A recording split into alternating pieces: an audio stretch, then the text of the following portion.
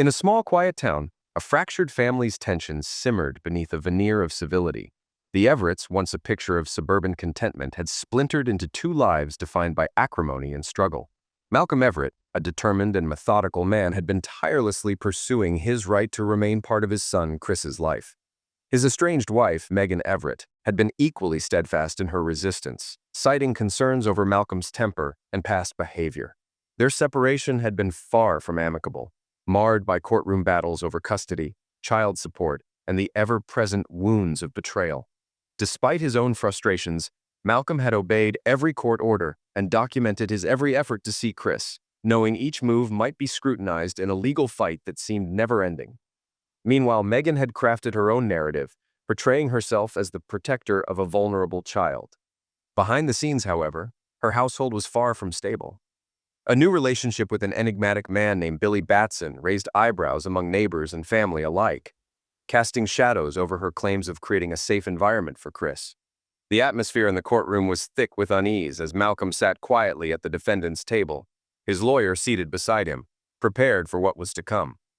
Across the aisle, his estranged wife sat with her legal representative, her demeanor calm yet confident, as though she anticipated a favorable outcome without question. The judge, an older woman with an air of authority, adjusted her glasses while reviewing the case file before her. Her expression was stern and focused as she began outlining the purpose of the hearing, which centered on Malcolm Everett's alleged failure to meet his financial responsibilities regarding child support. She sought an explanation for his actions, or lack thereof. Malcolm's frustration was evident as he rose to address the court, his posture tense and his fists clenched. He described his efforts to maintain contact with his son over recent months, which had been consistently blocked by his estranged wife. While he acknowledged his duty to provide financial support, he emphasized the importance of his parental rights and the need to be part of his child's life. Across the room, his estranged wife maintained a composed exterior, her arms crossed and her expression impassive. She chose not to speak directly, allowing her attorney to present their position. The lawyer asserted that Malcolm's access to his son had not been denied, but was subject to court-mandated supervised visits, which Malcolm had not properly arranged according to the established guidelines. The judge listened carefully, her neutral expression betraying no inclination toward either side. She scrutinized both Malcolm's and his wife's accounts, indicating that the matter would require thorough examination to reach a fair resolution. When Malcolm's lawyer spoke, she was measured and assertive, detailing her client's repeated attempts to arrange the visits as ordered by the court. She highlighted multiple instances where emails had been sent to Malcolm's estranged wife, seeking to coordinate the required meetings, yet there had been no response. The judge, narrowing her eyes slightly, appeared unconvinced by the sole reliance on email communication. She questioned why other, potentially more direct methods, such as phone calls, had not been pursued, signaling that the issue demanded further clarity and evidence to move forward. The court proceedings unfolded with an air of intensity as Malcolm's attorney maintained a composed demeanor, clearly prepared for the judge's concerns. Anticipating potential challenges, she presented a collection of call records from Malcolm's telecom provider to substantiate his claims. The bailiff dutifully delivered the documents to the judge, who reviewed them with a measured focus. The evidence indicated that Malcolm had made numerous attempts to contact Mrs. Everett, all of which had been ignored. The judge's expression hardened as she glanced toward Mrs. Everett, her tone adopting a sharper edge as she sought an explanation. Before Mrs. Everett could respond, her attorney intervened swiftly, asserting her client's right to avoid contact if she felt unsafe. He pointed to a documented history involving Malcolm to justify her actions. Unyielding, Malcolm's lawyer countered firmly, emphasizing that her client had complied fully with the law, particularly regarding a restraining order. She highlighted Malcolm's adherence to legal boundaries and his reasonable efforts to communicate, which Mrs. Everett had disregarded. The judge paused, her attention oscillating between the attorneys. The tension in the room deepened, underscoring the complexity of the situation. With raised eyebrows, she addressed Mrs. Everett directly, her disbelief apparent. Mrs. Everett's lawyer confirmed the existence of a restraining order issued months earlier, prompting the judge to sigh in frustration. She turned to Malcolm with a firm reminder of his obligation to provide financial support for his child, irrespective of visitation challenges. This assertion proved to be the breaking point for Malcolm, whose frustration boiled over. Rising abruptly, he voiced his anguish. questioning how he could be expected to fulfill his financial duties without assurance of his child's well-being. His impassioned plea hung heavily in the air. The courtroom plunged into an uneasy silence. The judge's demeanor grew graver as she confronted the gravity of his concerns. Her inquiry probed whether Malcolm believed his child was in harm's way, a question that charged the atmosphere with tension. Malcolm, resolute but anguished, clarified that he sought only confirmation of his son's safety. Seizing the moment, Malcolm's attorney requested that Mrs. Everett produce the child in court to verify his welfare. She further stipulated that no financial support would be provided until this condition was met, even offering to escalate the matter to a higher court if necessary. After a tense deliberation, the judge ordered Mrs. Everett to present the child at the next hearing, linking compliance to the release of pending alimony. Mrs. Everett's lawyer, visibly uneasy, acknowledged the directive. However, Malcolm then raised a practical concern about a prior business commitment in Qatar, requesting a postponement of the hearing. The judge, after a moment of consideration, granted the adjournment, ensuring that both parties would reconvene the following month. As the gavel struck, signaling the end of the session, the weight of the unresolved conflict lingered. Malcolm, resolute in his determination to see his son, conveyed his steadfast resolve to his attorney. In turn, his lawyer offered reassurance, vowing to persist in the fight for his parental rights. Together, they left the courtroom, both prepared for the challenges ahead. Malcolm felt a faint sense of relief as he left the courtroom, bolstered by the reassurance of his lawyer. The path ahead was daunting, but he clung to a growing determination to fight for his son. He couldn't have foreseen the devastating turn events would soon take. 3 days after Malcolm departed for Qatar, an unthinkable nightmare unfolded. News spread rapidly. His son, Chris, had been abducted from the Everett household in the dead of night. The house was enveloped in a hushed stillness as the family slept. Mrs. Everett had retired hours earlier, unaware of the danger lurking outside.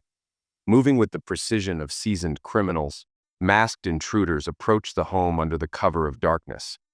Their movements were methodical, their presence nearly imperceptible. Without hesitation, they bypassed the home's security with practiced ease, picking the lock on the back door and slipping inside. The dim glow under Chris's bedroom door served as the only beacon in the otherwise darkened hallway. The intruders advanced silently, sidestepping creaky floorboards and avoiding any noise that might betray their approach. When they reached the door, one of them turned the handle slowly, ensuring it opened without a sound. Inside, Chris lay asleep, unaware of the danger closing in. Without warning, they struck. Strong hands seized the boy, muffling his startled cries. He struggled, his small frame tense with fear, but resistance was futile. The abductors worked quickly, carrying Chris through the same back door they had entered. Outside, a waiting van hummed softly, its engine prepared for a swift getaway. "Don't make a sound," one of the men growled, his voice low and menacing. Chris whimpered, his muffled cries barely audible. The kidnappers moved quickly across the yard, tossing him into the van before slamming the door shut. The vehicle sped off into the night, its taillights vanishing into the darkness. In its wake, silence once again cloaked the house. When morning came, Mrs. Everett began her routine, only to discover Chris's empty bed. Panic set in as she frantically searched the house. Her calls echoed unanswered through the halls, and when her search yielded nothing, dread overwhelmed her. Finally, she dialed 911, her trembling hands struggling to hold the phone. Sitting on the edge of her couch, Megan Everett could barely contain her despair.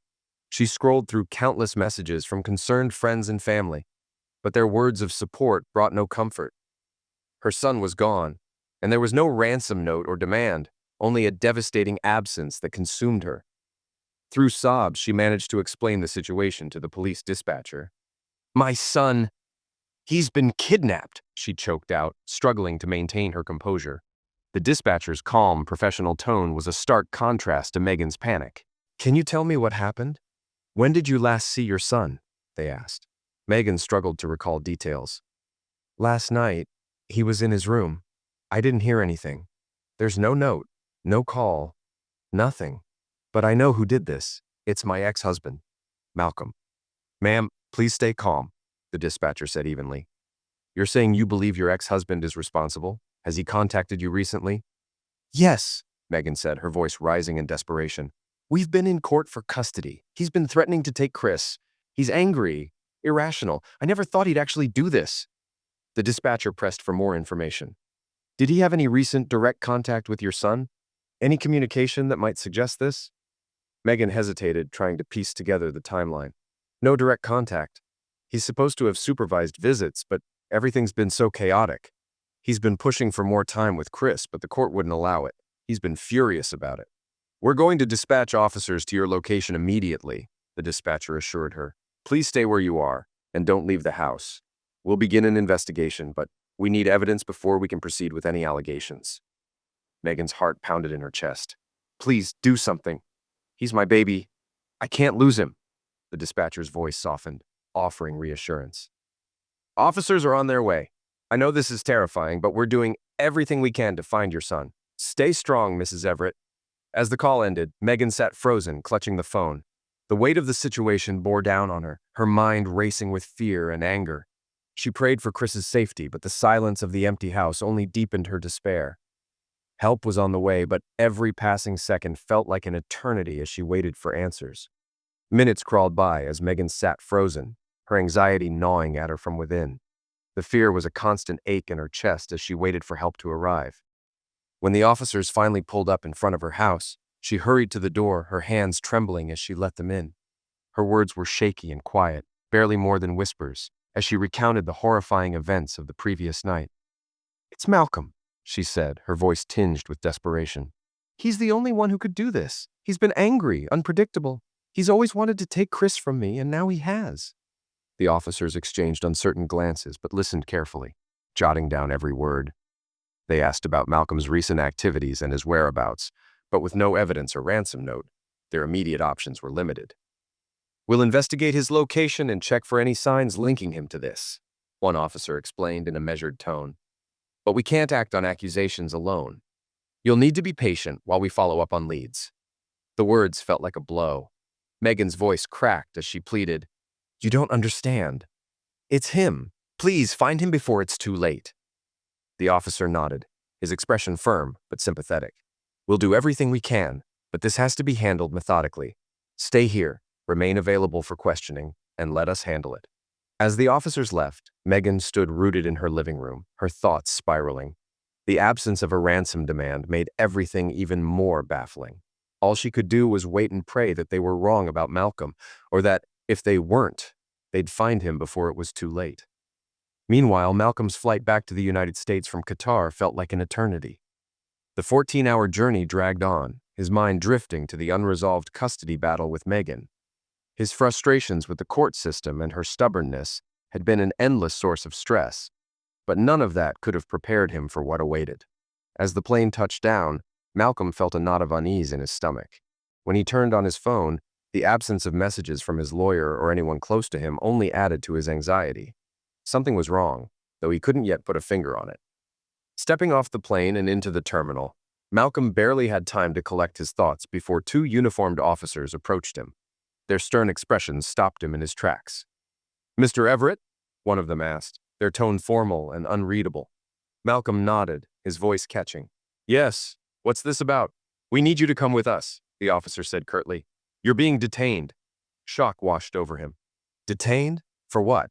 I haven't done anything wrong. The second officer spoke quietly but firmly.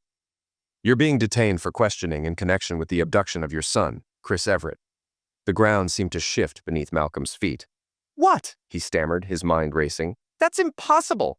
I've been out of the country. I had nothing to do with this. The officers didn't respond, simply gesturing for him to follow. Still reeling, Malcolm was led to a secure area where his belongings were confiscated, his passport taken. The room's sterile surroundings seemed to close in on him as he tried to process the accusation. He protested, his voice growing louder, but the officers remained unmoved, offering no further details. After what felt like hours, Malcolm was transferred to a precinct where he sat handcuffed in a stark holding room. His lawyer, Nadia, arrived shortly after, her expression a mix of concern and determination. They're charging you with kidnapping, she said bluntly, as she took a seat across from him. Megan filed a report claiming you abducted Chris. Malcolm's head dropped into his hands. This is absurd, he said hoarsely. I've been in Qatar the entire time. I've done nothing wrong. How can they believe her without any proof? Nadia sighed. It's not about proof right now. It's about her accusation. She's been painting you as unstable for months. That, combined with the custody battle, is enough to make them act. He clenched his fists, frustration boiling over. I just want to see my son. I didn't do this, Nadia. She's lying. I believe you, Nadia said firmly. But the court doesn't know that yet. Right now, we need to focus on building your defense. They'll arraign you soon and we'll fight this. Malcolm leaned back in his chair, the weight of the situation pressing down on him.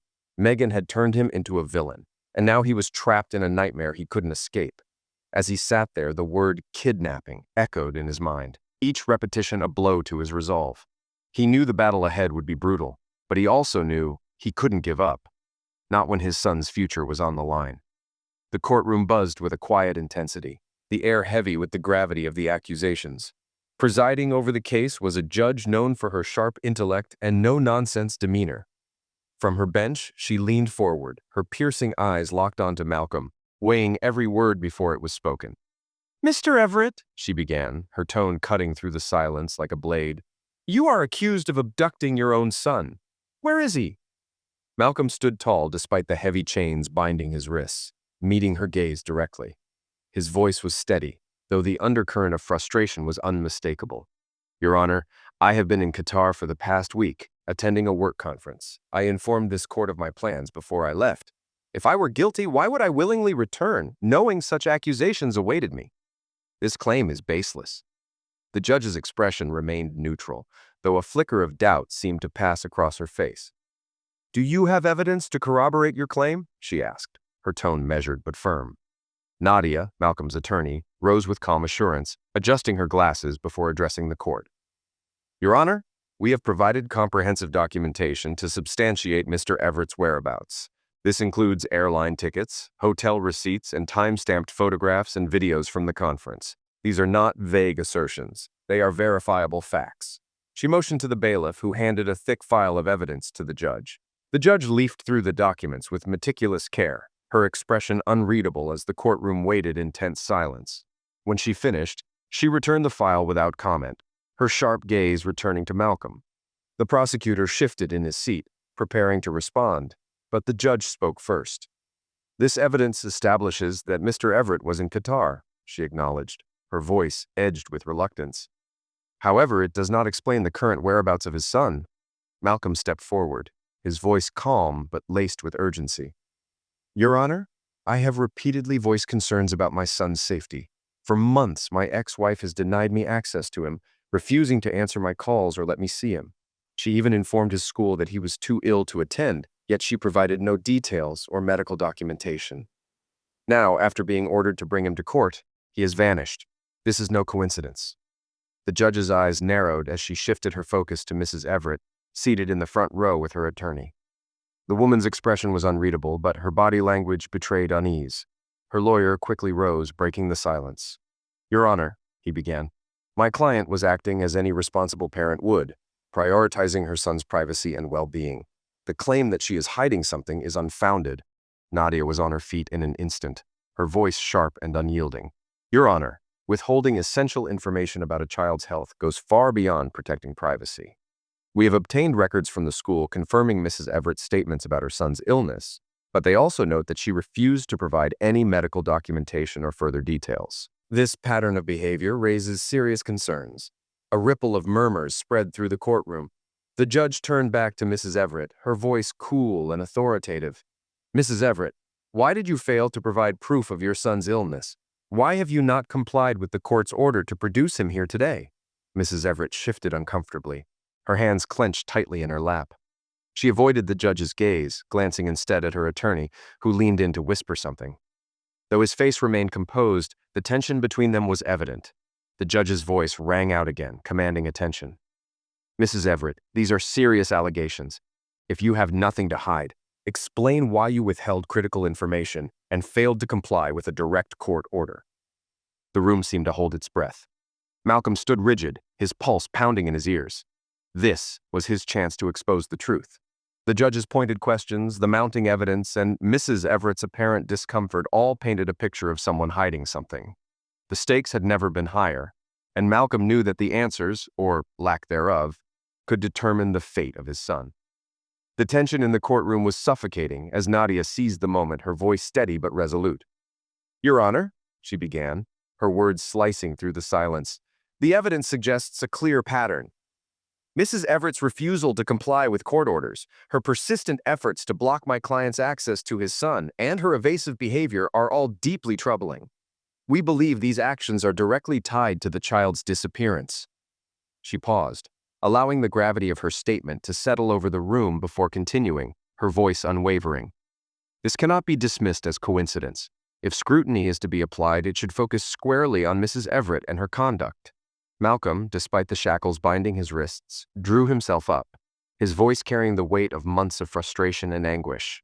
"Your Honor," he said, his tone raw but steady, "I have been painted as the villain at every turn, but all I've ever wanted is to know my son is safe. I came to this court pleading for help, fearing something terrible might happen. And now, my worst nightmare has become reality."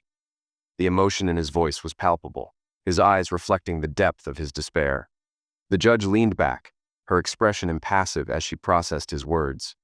Her hands steepled in front of her, she turned her gaze to Mrs. Everett, her sharp eyes narrowing. "Mrs. Everett," she said firmly, her tone brooking no argument, "I am ordering an immediate and comprehensive investigation into your actions and the circumstances surrounding your son's disappearance. You will cooperate fully with both this court and law enforcement. Any attempt to obstruct or delay this process will result in severe legal consequences." The judge's words carried a chilling finality, her piercing gaze locking on Mrs. Everett, who visibly paled. Malcolm could feel the tension in the air as his ex-wife's composure cracked, her lips trembling under the weight of the judge's demand. The walls were closing in, and the truth was beginning to surface. Nadia rose again, her voice calm but carrying the weight of the moment. "Your Honor, we must acknowledge that Mrs. Everett had sole custody of the child and was therefore fully responsible for his safety. The inconsistencies in her statements and actions necessitate a deeper investigation. Furthermore, given the alarming circumstances, we cannot ignore the possibility that Chris's disappearance may have more sinister undertones." The courtroom erupted into murmurs, the audience shocked by the implications of Nadia's statement. Mrs. Everett's attorney leaped to his feet, his face a mask of outrage. "Your Honor, this is an egregious and unfounded accusation. My client is a devoted mother, and these claims are baseless attempts to deflect blame." The judge raised a hand, silencing the courtroom with a single gesture. Her voice, sharp and commanding, cut through the noise. "Enough! This court will not be swayed by inflammatory accusations or emotional appeals. The only matter at hand is the safety and whereabouts of this child. I am ordering law enforcement to expand their investigation immediately, and all parties will cooperate fully. Any obstruction will result in swift and decisive consequences." Turning back to Mrs. Everett, the judge's tone hardened. "Mrs. Everett, if you have nothing to hide, this investigation will clear your name. However, if you have concealed the truth, this court will ensure that justice is served. No stone will be left unturned." The room fell silent, the weight of the judge's words settling heavily over everyone present. Malcolm felt his heart pounding as the stakes became clearer. Nadia's strategy was working, and the once confident Mrs. Everett now looked visibly shaken. Nadia rose once more, her voice carrying a razor-sharp edge. "Your Honor, there is a critical detail that requires immediate attention. Mrs. Everett has been living with a man named Billy Batson in the home where her son was supposed to be safe. This is not a matter of personal morality, but a significant concern regarding the child's welfare." The courtroom hung on her every word as Nadia pressed on. By introducing a man into the household without proper consideration for the child's safety, Mrs. Everett has violated her responsibilities as a custodial parent. This, combined with her secrecy and evasiveness, raises serious concerns about her ability to protect her son. Her tone grew firmer as she delivered her final point. "Additionally, Your Honor, we believe there may be a connection between Billy Batson's presence in the home and the disappearance of Chris. The secrecy surrounding their relationship and the suspicious timing of events demand further investigation.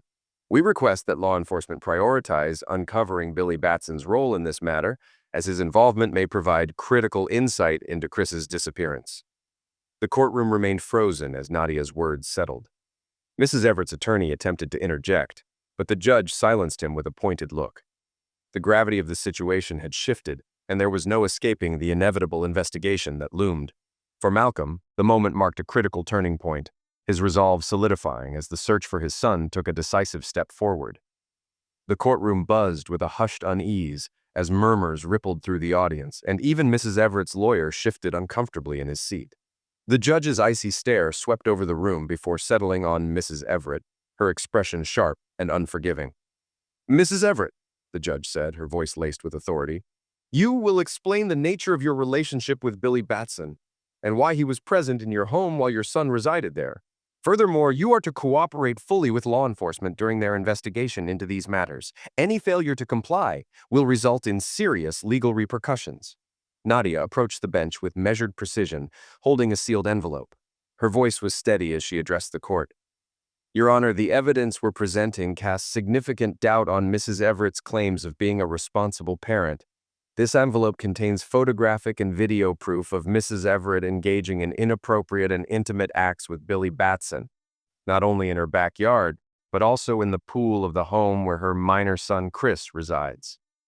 The judge's expression hardened as she reviewed the materials. The room fell silent, the weight of the accusations suffocating. Each image and video underscored a narrative that was difficult to dismiss, revealing a troubling lack of regard for the child's welfare. Setting the evidence down, the judge's glare turned to Mrs. Everett, her tone cold and unrelenting. "Mrs. Everett," she began, her voice cutting through the heavy silence, "this behavior is reprehensible.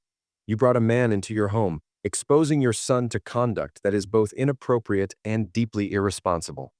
You have failed to uphold even the most basic standards of parental responsibility." Megan Everett sat frozen, her face pale and her hands trembling. Her lawyer attempted to interject, but the judge silenced him with a sharp gesture. "Not only have you jeopardized your son's safety," the judge continued, her voice rising, "but you have also displayed blatant disregard for his emotional and psychological well-being. Your actions demonstrate a pattern of recklessness that this court cannot ignore." The courtroom hung on the judge's every word, the gravity of her statements weighing heavily on everyone present. Megan's gaze fell to her lap as the judge delivered her final blow. "A full investigation into your behavior and its potential impact on your son will begin immediately. Should the evidence show that you have endangered your child, the consequences will be severe." Megan's lawyer tried again to speak, but the judge raised her hand sharply. "I've heard enough," she said. "The disappearance of Chris Everett is a grave matter, and this court will ensure every lead is pursued thoroughly. I will not allow distractions or excuses to cloud the search for the truth." Turning her attention to Malcolm's lawyer, Nadia, the judge spoke decisively. "Your request is granted. Law enforcement will prioritize this investigation and provide regular updates to the court. Mr. Everett, you are released for now, pending any further developments. However, if evidence surfaces implicating you in any way, the consequences will be swift and severe." Malcolm nodded solemnly, his expression taut with emotion. "Thank you, Your Honor. My only concern is finding my son and ensuring his safety." The judge's gaze lingered on him momentarily before she brought her gavel down with a resounding crack. "Court is adjourned."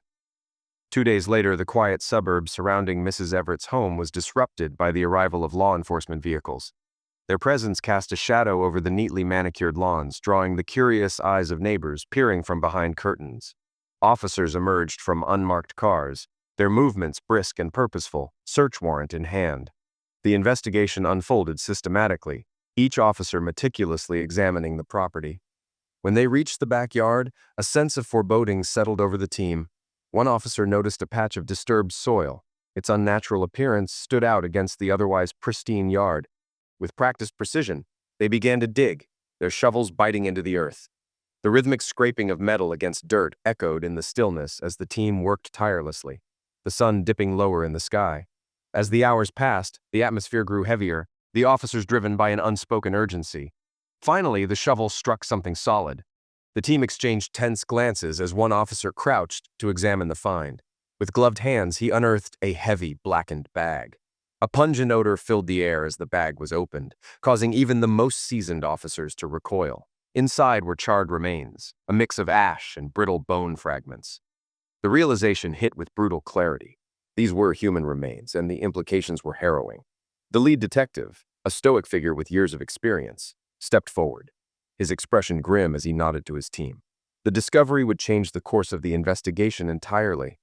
Without hesitation, the officers moved swiftly, their grim resolve palpable as they prepared to escalate the case. The quiet neighborhood, once untouched by such darkness, was now the scene of a chilling revelation, one that carried devastating implications for all involved. Mrs. Everett's cries shattered the tense quiet of the afternoon as officers restrained her. "You've got it all wrong! I didn't do anything!" she screamed, her voice raw and desperate. Her protests echoed in the stillness of the street, but the silent, watchful eyes of the gathered neighbors betrayed no sympathy. The lead detective stepped forward, his expression grim, as the officers cuffed her wrists and guided her to the waiting squad car. The neighborhood, once a serene picture of suburban calm, now bore witness to the stark fall of a woman entangled in her own decisions. Meanwhile, at the scene, forensic experts worked meticulously over the charred remains recovered from the backyard. Their hardened expressions betrayed the horror of what they were uncovering. When the initial analysis came back, it confirmed the worst. The remains were those of a child, likely no older than 6, approximately 3 feet tall. The bones were burned beyond recognition, stripped of any tissue that could provide a DNA match. Yet, the size and condition of the fragments were unmistakable. A young life had been consumed by fire. The forensic team exchanged somber glances, knowing the evidence left little room for doubt. Though definitive identification was impossible, the circumstantial evidence painted a harrowing picture. All signs pointed to Chris Everett, the missing boy at the center of this nightmare. And yet, without a body to conclusively tie the remains to him, the case became a labyrinth of dark possibilities. Later that evening, the investigation took another explosive turn. Police received a tip about Billy Batson, Mrs. Everett's boyfriend. He'd been spotted in a rundown part of the city, his erratic behavior drawing suspicion. As officers mobilized, the sighting escalated into a full-blown manhunt. The pursuit came to a head as Batson, realizing escape was slipping from his grasp, fled in his car. The chase tore through the city streets, his vehicle careening recklessly through intersections, narrowly missing collisions. Police sirens wailed in the distance as Batson's desperation escalated. His sweaty, panicked face flickered in the rearview mirror as he sped through red lights, the screech of tires echoing through the night. But his frantic flight ended in tragedy. Attempting a sharp turn at high speed, Batson's car lost control, skidding into the opposite lane and colliding head-on with a semi-truck. The impact was catastrophic. The vehicle erupted into flames, the fiery explosion lighting up the night sky and drawing horrified onlookers. Emergency responders arrived quickly, but the fire consumed the vehicle in moments, leaving nothing but a smoldering wreck. Batson's body was found among the charred remains, the violent crash ending not only his life, but also any chance of him revealing the truth about Chris's fate. For investigators, the loss of this key figure deepened the mystery surrounding the case. With Batson gone, all eyes turned back to Mrs. Everett, whose actions now bore even greater scrutiny. Already accused of obstructing the search for her son, she now faced an avalanche of suspicion. Her connection to the child's death casting a long shadow over her pleas of innocence. The following morning, the case's tragic revelations were formally addressed in a tense press conference. A weary detective stood at the podium, his shoulders heavy with the burden of delivering grim news. "Following an exhaustive investigation," he began, his voice measured, "we have uncovered substantial evidence implicating Mrs. Everett and Billy Batson in the disappearance and likely death of Chris Everett. Remains recovered from Mrs. Everett's property indicate a deliberate attempt to destroy evidence. While DNA confirmation is not possible due to the condition of the remains, the size and characteristics are consistent with those of the missing child." The room was silent, except for the furious scribbling of journalists capturing every word. The detective paused, his gaze scanning the crowd before continuing. "We believe this crime was premeditated, and we are committed to uncovering the full scope of the events leading to this tragedy. We will hold those responsible accountable and pursue justice for this young victim." The press conference ended abruptly, leaving a heavy silence in its wake. The weight of the revelation settled on the gathered reporters and onlookers, the grim implications hanging in the air. Hours later, Mrs. Everett appeared in court, her wrists shackled, her once proud demeanor replaced by an air of fragility. Her face was pale, her expression hollow, but her voice, when she spoke, was filled with trembling defiance. "I'm innocent," she said, her voice breaking as she addressed the court. "I loved my son. I would never hurt him. This is all a mistake." Her lawyer placed a reassuring hand on her shoulder, offering a brief, tight-lipped smile to the gallery. But the mounting evidence, the charred remains, and Batson's fatal crash painted a damning picture. The charges against Mrs. Everett loomed large, and the courtroom buzzed with quiet tension as the hearing commenced. The once unraveled threads of Chris Everett's disappearance were tightening, pulling everyone involved closer to the harrowing truth. The courtroom was suffused with an oppressive silence as all eyes turned to Mrs. Everett, who sat trembling under the weight of the accusations. The judge, a seasoned figure whose icy demeanor betrayed no hint of emotion, fixed her sharp gaze on the defendant. Every word spoken in that room seemed to carry the full weight of the tragedy, pressing down on everyone present. Mrs. Everett's voice faltered as she clung to her protestations of innocence. "I didn't do it," she stammered, her words barely audible in the stillness. "I swear I didn't liquidate my son. I don't know how those remains ended up there." Her plea hung in the air, unanswered, as the prosecution rose to present their case. Malcolm sat in the gallery, his face pale and his hands gripping the edge of the bench with white-knuckled intensity. The surreal horror of the moment overwhelmed him. He had imagined countless scenarios over the months since his son's disappearance, but never this. The sight of his estranged wife accused of such heinous crimes left him reeling, his thoughts swirling with disbelief and grief. Nadia, his steadfast attorney, stood and addressed the court, her voice calm but unrelenting. "Your Honor, the evidence speaks for itself. The remains were found buried in Mrs. Everett's backyard, alongside bone fragments consistent with a child the same age and size as Chris Everett. These remains were deliberately burned, a clear attempt to destroy evidence. Mrs. Everett repeatedly defied court orders to produce her son and consistently misled authorities about his whereabouts. These actions are not those of an innocent parent. They are deliberate, calculated acts to conceal the truth." Mrs. Everett's lawyer leapt to his feet, his voice urgent.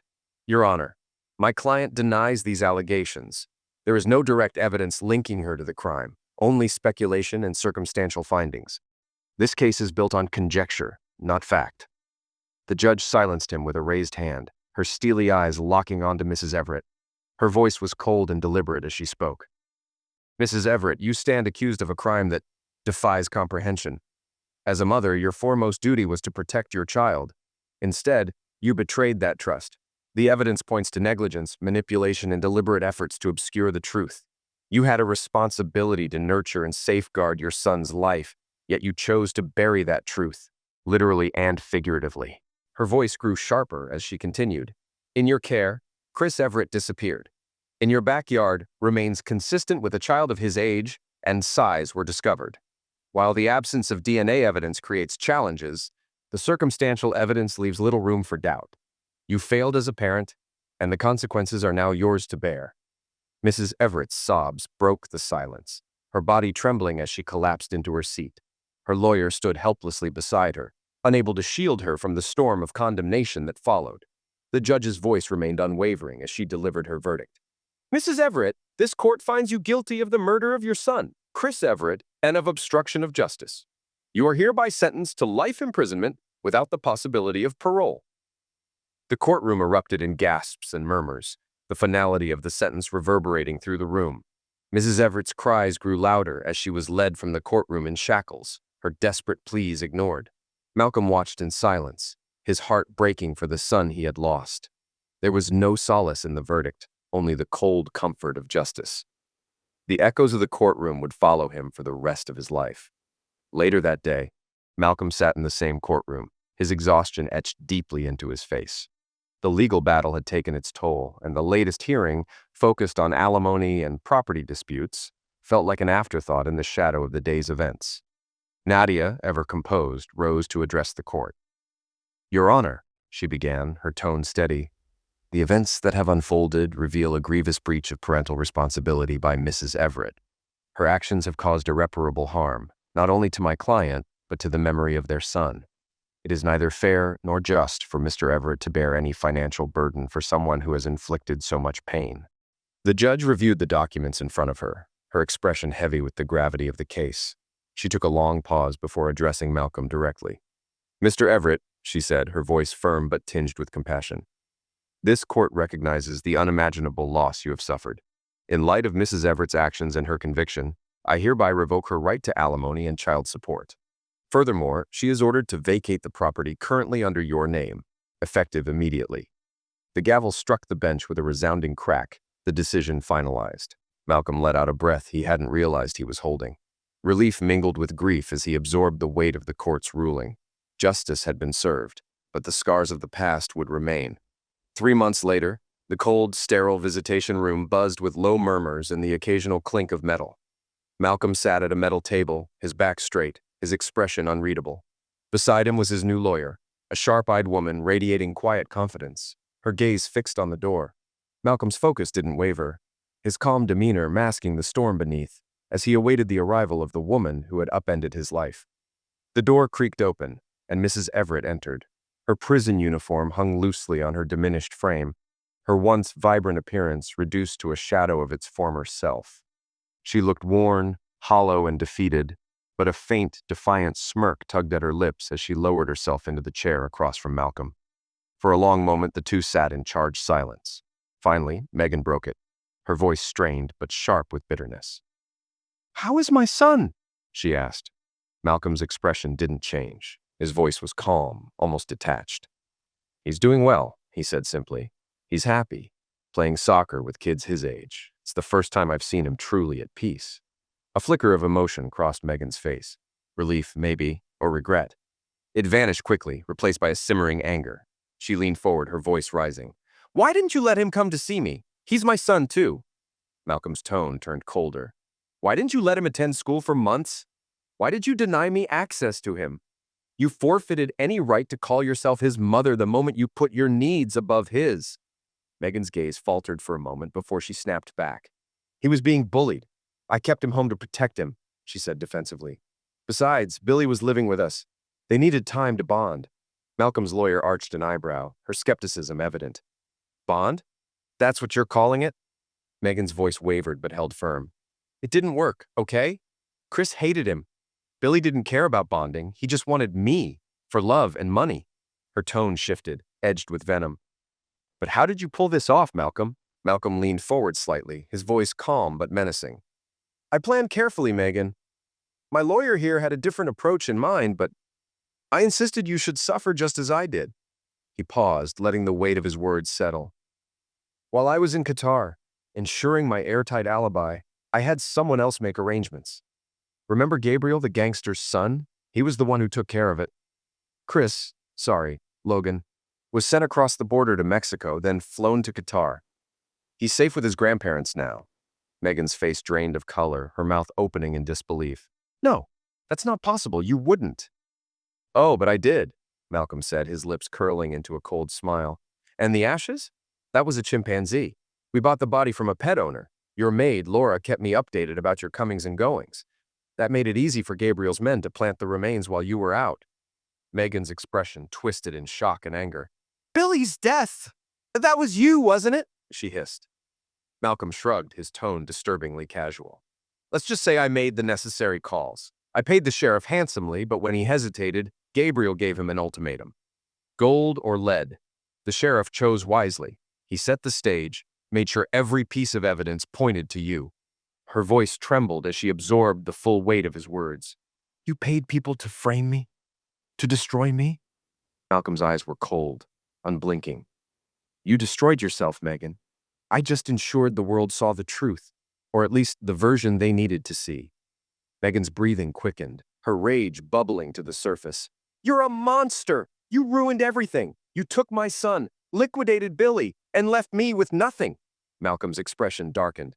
"You chose this path, Megan. You played your games. Now, I'm just making sure you face the consequences." Tears welled in her eyes, but her voice sharpened with defiance. "I'll find a way to stop you, Malcolm. You think you've won? But this isn't over." He leaned back, his laugh low and mocking. "Keep dreaming, Megan. The game ended long ago. You just didn't realize you'd already lost."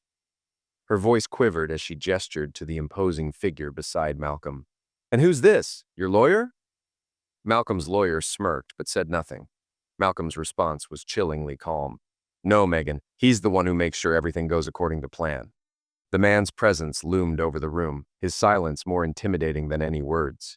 Megan swallowed hard, her voice faltering. "What? What are you going to do?" Malcolm's smile turned ice cold. "Nothing you'll enjoy, Megan. That's all you need to know." As the weight of his words settled, Megan's defiance faltered, replaced by a growing realization of just how deeply the deck was stacked against her. The game indeed was over. The man rose from his chair with deliberate, measured movements, his presence radiating an unsettling menace. Extending his hand toward her, he offered a smile that carried no warmth, only a chilling, predatory edge. "Allow me to introduce myself," he said, his voice smooth and deliberate. "I'm not a lawyer. My name is Santiago Meza Lopez, but most know me as El Pozolero." Megan's brow furrowed as confusion flickered across her face. Her mind scrambled to process the name, her voice tinged with incredulity. "El Pozolero? What kind of sick joke is this?" Santiago's smile remained fixed, but his dark, piercing gaze deepened, exuding an ominous intensity. "You don't know?" he asked, his tone mocking as he leaned in closer, his voice dropping to a menacing whisper. "Let me enlighten you. Pozole is a Mexican soup, a dish made with meat. Do you enjoy soup, Megan?" His eyes never wavered from hers, the sinister undertone in his words tightening the air around them. "Because if you step out of line, I've got a pot waiting to be filled." The color drained from Megan's face as his meaning settled in, her stomach twisting in revulsion. She swallowed hard, her breath unsteady as a chill ran down her spine. "What is this?" she demanded, her voice shaky yet edged with defiance. "What do you want from me?" Santiago's figure loomed closer, his gaze cutting into her like a blade. He stepped forward, his words dripping with menace. "I don't want anything, except for you to stay silent and stay put. If you value your life, you'll do exactly that. No sounds, no moves. Do you understand me?" Her heart pounded, the weight of his words pinning her in place. The oppressive silence was broken by Malcolm's low, mocking chuckle. "You see, Megan," he said, his tone smooth but venomous, "you've wandered into a game you can't win. Every piece has been set, every move calculated. It's over. And if I were you, I'd take Santiago's advice. He's very efficient at resolving issues." Santiago's lips curled into a cold smirk, his gaze briefly flicking to Malcolm before returning to Megan. His voice was low, chilling, and final. "I won't have to bother you again, unless you force me to. Stay in your lane, Megan. Don't test me." With that, he turned on his heel, his footsteps echoing in the still room as he exited, leaving behind an air so heavy it felt suffocating. The silence that followed was broken only by Malcolm's quiet, sinister laugh. Leaning in close, he spoke softly, his voice like ice seeping into her bones. "If you think you're still in control of anything, you're wrong. Your son, Billy, the case, all of it, finished. And the sooner you accept that, the easier it'll be for you." He straightened, the sharp scrape of his chair against the floor slicing through the quiet like a final nail in the coffin. "Take this as a warning, Megan," he said, his voice low but razor-sharp. "Do as you're told or end up like the others, forgotten. And believe me, the dogs don't care who you used to be." The words hung in the air, heavy and irrevocable, like a death sentence. Megan sat frozen, her body stiff with terror, her mind racing for a way out that didn't exist. The suffocating finality of the moment pressed down on her, leaving her unable to move, unable to speak, and unable to hope. Years passed, but the memory of those fateful days never truly faded. The quiet town, once a backdrop to the Everett's fractured family life, bore scars of its own, whispered in half-forgotten rumors and guarded looks.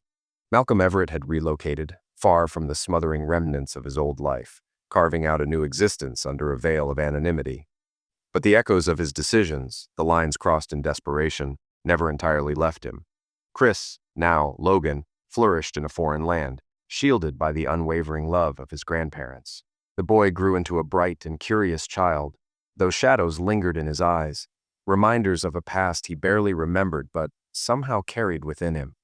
Malcolm visited as often as he could, their bond growing with each passing year, the threads of their connection strengthened by shared experiences and quiet understanding. Back in the United States, Megan Everett remained confined, her once vivid defiance dulled to resignation. The walls of her cell were a constant reminder of the life she'd lost, though she never stopped proclaiming her innocence. Among the inmates, she was a ghost, her story whispered with a mix of pity and disbelief. Few believed her claims of being set up, and even fewer cared. Santiago Meza Lopez's chilling warning echoed in her mind, silencing any thought of rebellion. She became a shell of the woman she once was, her days spent reliving decisions she could never undo. Santiago himself vanished into the shadows as swiftly as he had emerged, his ominous presence leaving an indelible mark on Megan's psyche. Malcolm, too, felt the weight of Santiago's methods, though he convinced himself it had been necessary. His actions had ensured his son's safety, but at what cost? The question haunted him in quiet moments, a specter of his own making. The case of Chris Everett faded from public memory, replaced by new headlines and fresh scandals. Yet, for those involved, the wounds never truly healed. The detectives who had uncovered the charred remains still spoke of the case in hushed tones, their voices tinged with disbelief. Forensic analysts, unable to forget the gruesome details, found themselves troubled by dreams of fire and ash. And the neighbors, once complicit in their silence, whispered their guilt in the safety of their homes, wondering if they could have done something differently. One crisp autumn evening, Malcolm stood on the balcony of a modest home overlooking the Gulf.